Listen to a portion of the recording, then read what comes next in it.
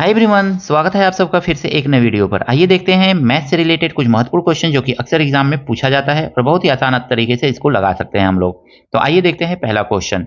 किसी वस्तु के क्रय मूल्य तथा विक्रय मूल्य का अनुपात 20 संबंधे 21 है तो प्रतिशत लाभ है। तो यहाँ पे अगर मैं देखेंगे ना तो सीपी 20 मान लेंगे और एसपी को हम मान लेंगे 21। यही तो कह रहा है, क्रय मूल्य और विक्रय मूल्य का अनुपात दिया है तो इस तरह से मान सकते हैं। तो प्रतिशत लाभ पूछ रहा है तो परसेंटेज लाभ ऐसे सिंपली लिख लीजिए।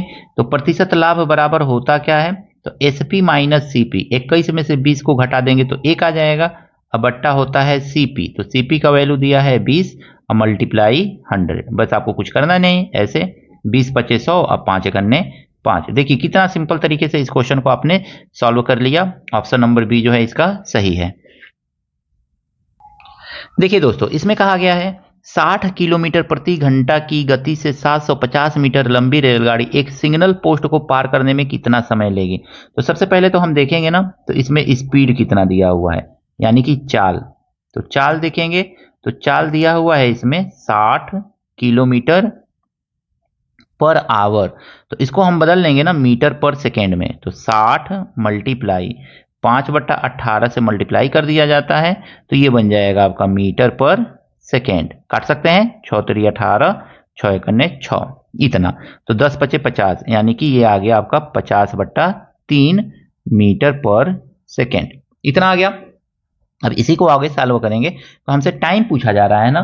तो टाइम इज इक्वल टू होता क्या है, तो टाइम इज इक्वल टू अगर मैं देखेंगे तो हमारा कितना आ जाएगा, तो टाइम इज इक्वल टू हो जाएगा दूरी। दूरी कितना है, तो 750। खंबे को पार करने में उसको अपनी ही दूरी पूरी तय करनी पड़ेगी।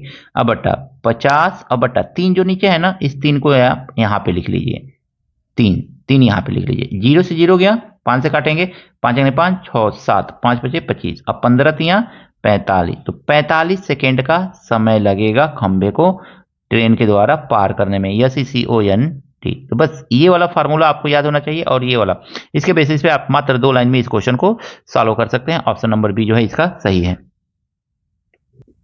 देखिए दोस्तों, इस क्वेश्चन में कहा गया है ना कि एक कमरे के फर्श का परिमाप 18 मीटर है। परिमाप दिया हुआ है, यानी परिमाप इज इक्वल टू होता क्या है, तो परिमाप